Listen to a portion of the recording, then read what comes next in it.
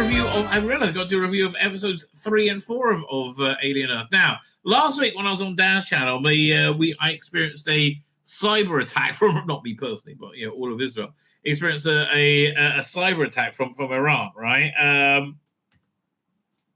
And so my internet signal gave out before I was able to, before we had that panel discussion of it. And I just assumed they were all loving it as much as me, right? But apparently both Dan and Bowles found episode 3 and 4 just plodding and dull, right? So firstly, I'll say vive la différence, right? I do like we're back in territory where we can all be in fandom and disagree with each other. Because for me, honestly, I was enthralled by every second of this, right? I genuinely loved it, right? Because look, this is hitting me in a lot of areas where I'm of things that I really enjoy. Its main thrust of this show, and look, this is essentially a mostly spoiler-free. It's not going to be completely spoiler-free. Mostly a spoiler-free review of episode 3 is what? Metamorphosis, I think. And episode 4 is Observation. And the thrust of this show is about non-human life, right? So you got that represented in many different ways. You have the androids, although the androids really haven't come into it, right, into the show much as yet. You have the cyborgs, which act much more like androids. You have what's the guy? Morrow. Morrow is he's an android who was in charge of like collecting all these alien specimens. That was the premise of the show is if you've seen Alien, obviously, a giant corporation ship, a Weyland Yutani Corporation ship with a bunch of different alien samples, including alien, the egg, alien, and a few things we haven't seen before, crash into a rival corporation city called Prodigy. That's the rival corporation. Yeah. So, but again, this show is about non-human life forms. So this other corporation, which again, this is the backbone of the show, with the alien stuff like threaded through it, and for me that works entirely, right? It's about the creation of a new life form. It's they take android bodies and they download children into them. It has to be children for different reasons, but the process kills them, so it's terminally ill children. And it's not clear why the process kills them, but the process does definitely kill them, right? But then they're in this alien body, in this android body. And I said they were terminally ill. But now this android body has this like child's consciousness and this incredible genius level, beyond genius level hardware, like a brain, and they're able to read and learn and do stuff. They can like learn French in an hour, that sort of thing. Right. So they're not still the children, but are they still the children? Right. They're a synthetic AI life form. Right, based off the consciousness of children, they choose children because they are much more elastic thinkers. Right, they can really think move in different ways. And then for some reason they put them in adult bodies. I guess because it looks better on screen. Anyway, so that's the new product they're rolling out, Prodigy, right? And essentially they're making child geniuses. So when this the alien ship crashes, there's these hybrid characters who are all children, right? They get sent in to investigate, right? And the main one, the first one, arranges everything to be sent into investigate because her brother is in one of the teams that are also like doing rescue and search and stuff like that. So in terms of like the aesthetics, it feels like the original Alien. It feels like Aliens. It feels like Alien 3. It's got that Alien vibe to it all the way through, right? Okay, so and you got this incredible alien action because an alien has got out and essentially brought the ship down. I think probably next week we get a flashback episode showing you what happens. Right? It's but yeah, basically where they left it, there's an alien, loose in the world somewhere. There's alien loose, and she's tracking the chief hybrid's brother. So that's basically what a lot of what takes up the third episode. There's a lot of what takes up the third episode is like the intellectual stuff about what is life, like what is humanity, what is it to be alive. Right, and you got a lot of world building going on. Aidan Edmondson's in it, playing a really creepy head of security guy, right? Who matching aliens has the turned up collars, right? Remember they had all those turned up collars because it was the future. But he's very good at it, being very, very, very, very creepy, right? So anyway, yeah. So there's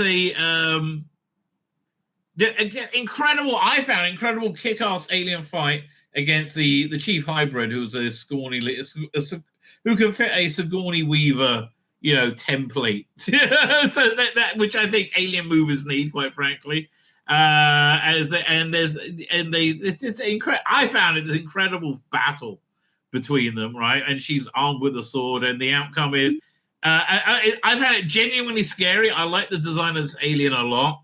It's a very classic. It's taken from, like most of this is, taken from all parts of the alien universe to create either like an ultimate alien. And I like all the characters a lot as well.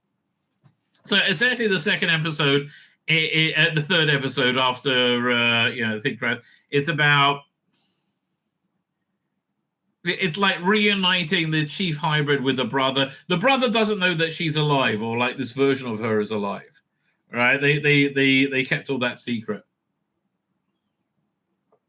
But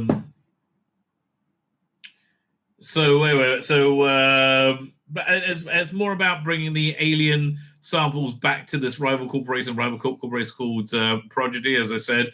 It's got, which also has like a child genius as its CEO, which again I think really, really works as well. I like all of it. It's like it's people who are way too wealthy and powerful playing with things that may destroy the world without realizing it. Right, so that stuff works for me as well. There's what's his name? What's the name of the actor? Let me see if I can find him. I'll recognize his name when I see it. Not David Carradine. It's something like that, though. Starring Sidney Chandler, Alex Lothar, Essie Davis, Small Blinken, Babu Kisei. No, none of these people. Oh, Timothy Oliphant is right at the bottom. Why is he right at the bottom, Timothy Oliphant? That's really weird. Yeah, Sidney Chandler is the main character. And Alex Jonathan Lothar, he was last seen being the earnest guy in on the raid with Andor in season 1. It played roughly a similar character, right? And there's this great stuff where they start experimenting on they harvest all the eggs and they start experimenting on them. And there's again, which I just find very, very chilling. And the way they did it was very. I'm not a massive horror fan. For me, this is really the sweet spot where it works.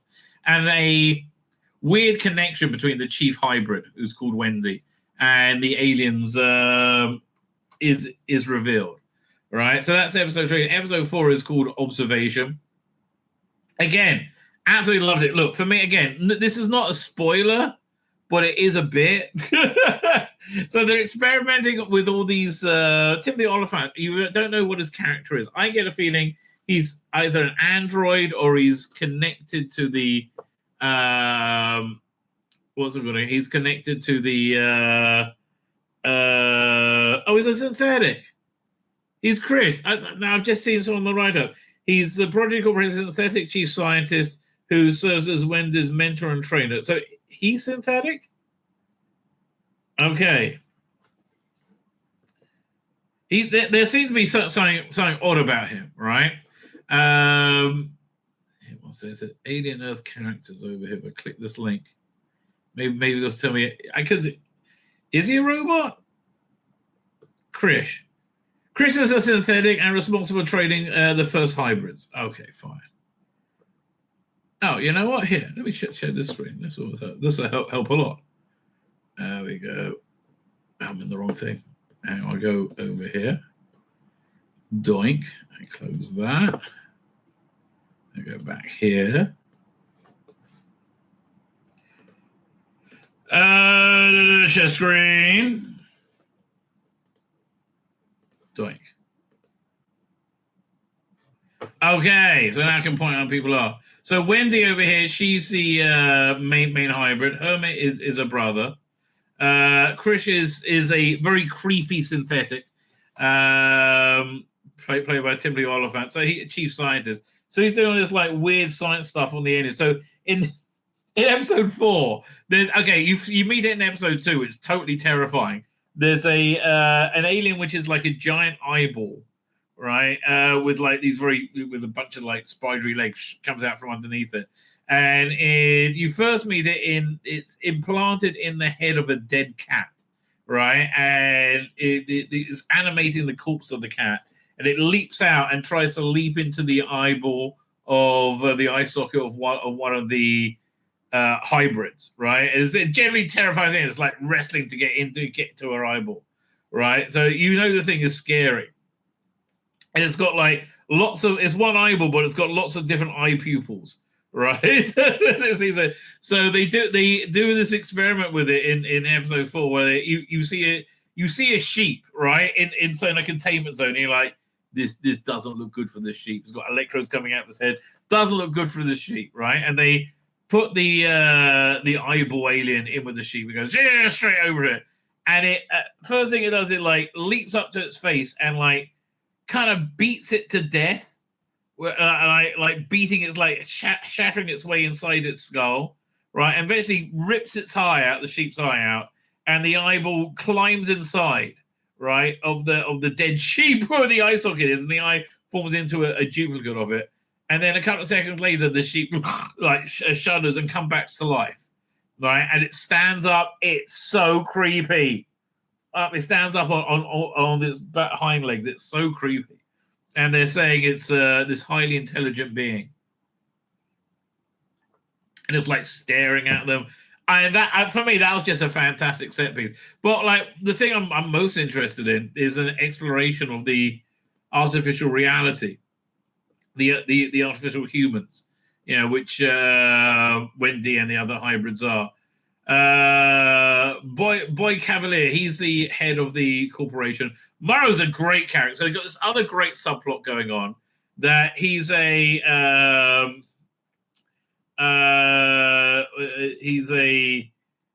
what's it called again? A cyborg, right? Not a synthetic. He's a cyborg. He's over 100 years old apparently, and he's the one in charge of like finding aliens that are on the ship that crashed. So there's so these are Slatey and Smee, right, and Curly. Yeah, these are other. Is that the other one? No, Nibs is the one I know about. Curly, who is Curly? Fine. Yeah,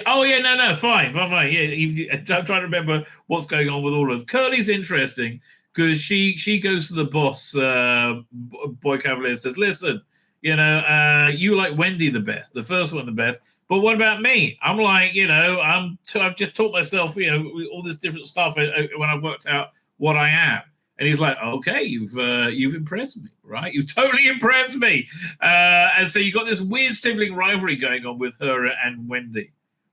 Again, but it's a weird synthetic sibling rivalry, which I really love that, right? Then you got Slatey and Smee.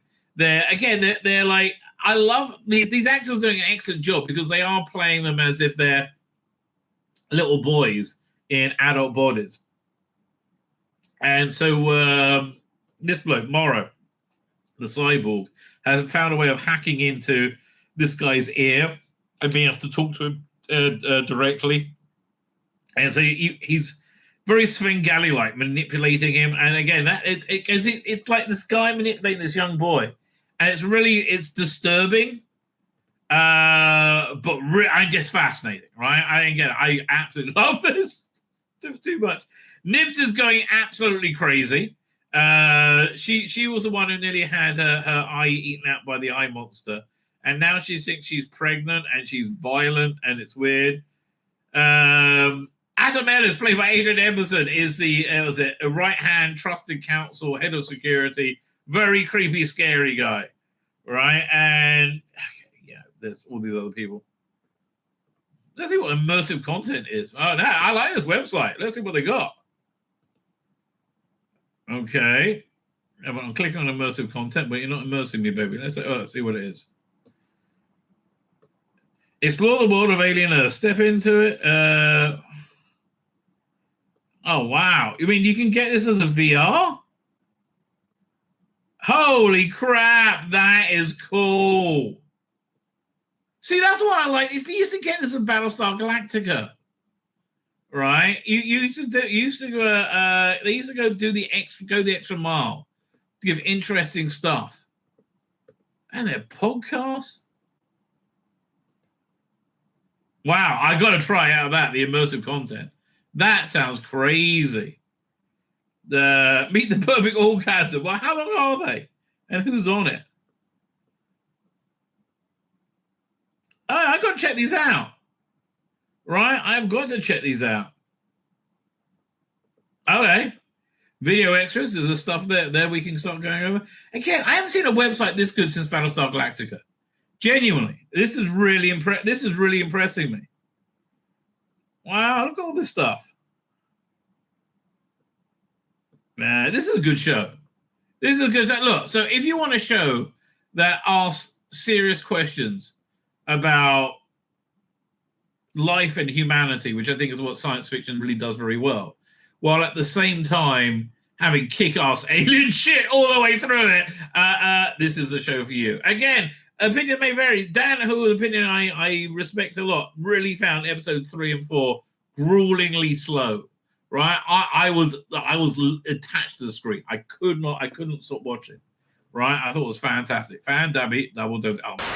My name's Tzvi Lebetkin, the Rabbi from another planet. Please like, share, and subscribe, and ring that little bell. Ring the little bell so you're notified when new videos drop.